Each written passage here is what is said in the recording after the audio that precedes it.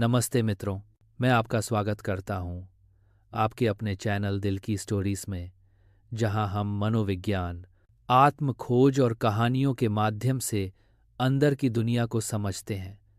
आज हम एक बहुत दिलचस्प विषय पर बात करेंगे, उन प्रतीकों, आर्केटाइप्स या मनोवैज्ञानिक किरदारों की जो हमारे भीतर छिपे होते हैं और अक्सर हमारी सोच, भावनाओं, इच्छा, शक्ति और फैसलों को प्रभावित करते हैं।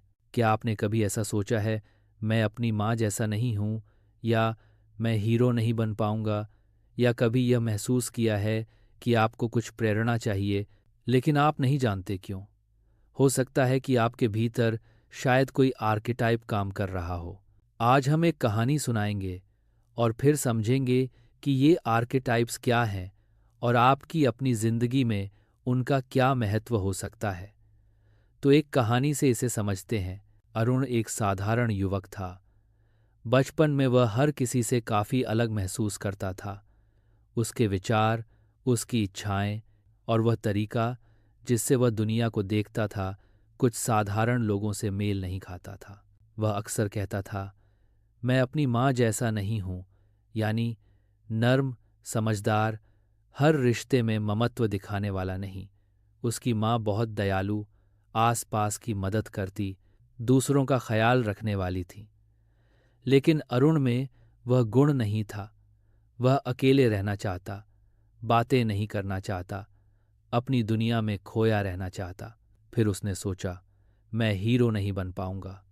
मतलब वह बहादुर, दिखावटी या आदर्श बनना नहीं चाहता था, जैसा उसकी कल्पना में बहुत हीरोज थे।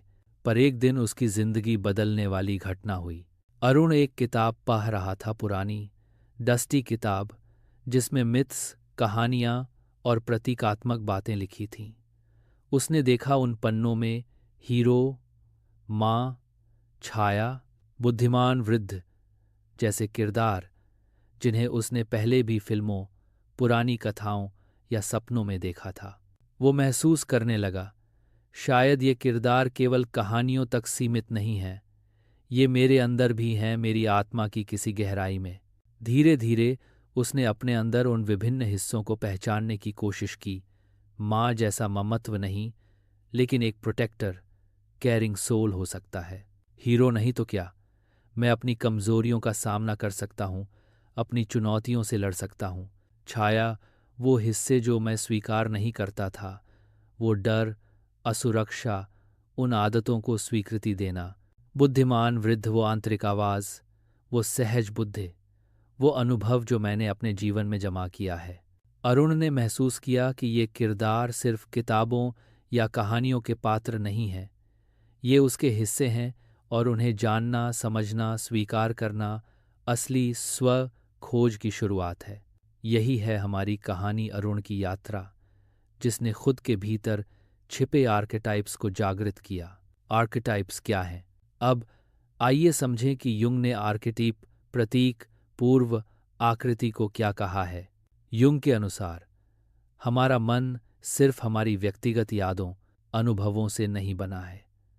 उसके भीतर एक और गहरी परत होती है, जिसे उन्होंने कलेक्टिव अनकॉन्शियस, सामूहिक अचेतन कहा।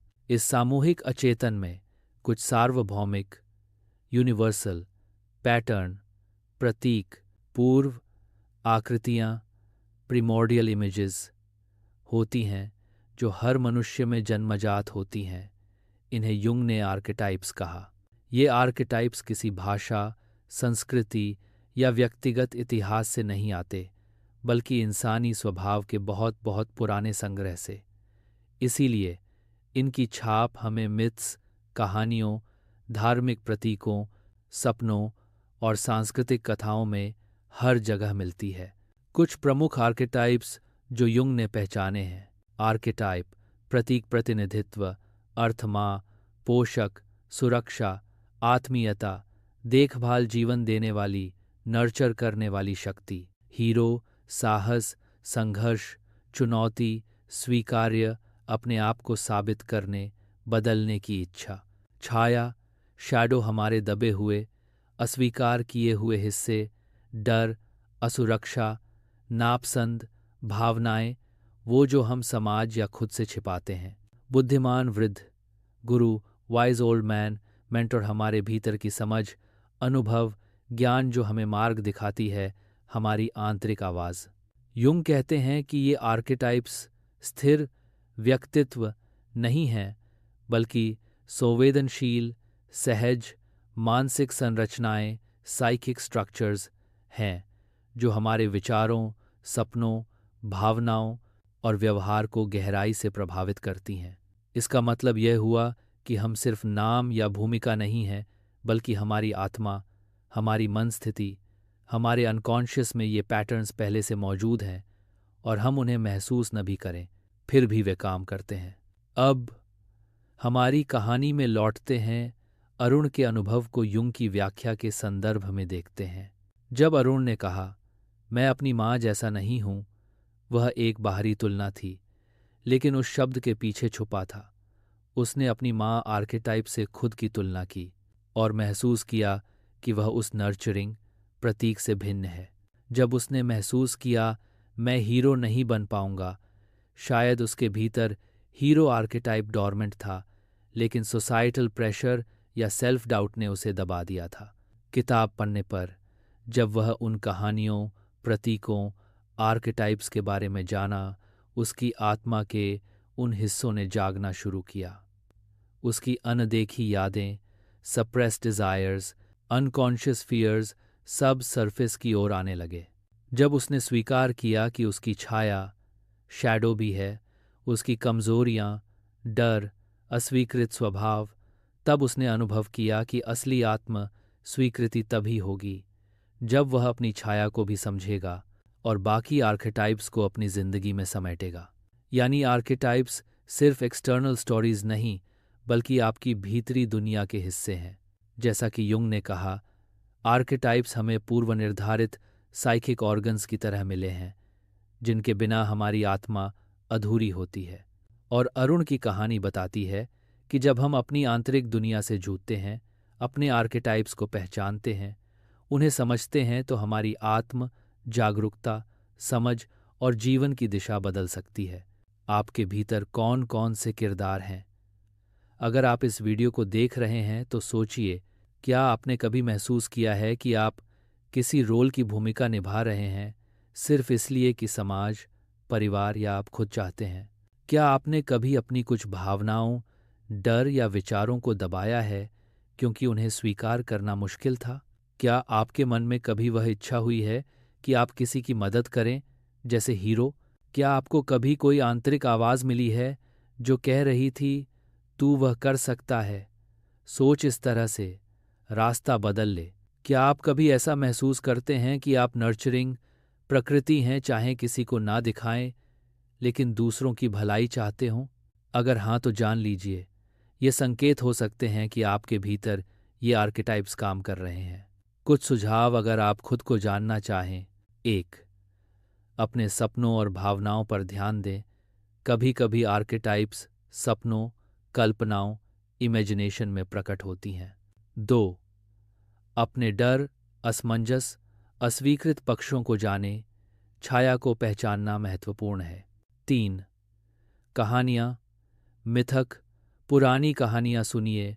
उनमें जो प्रतीक मिलते हैं वे आपकी आत्मा में अंधेरे हिस्सों को जगाते हैं। 4.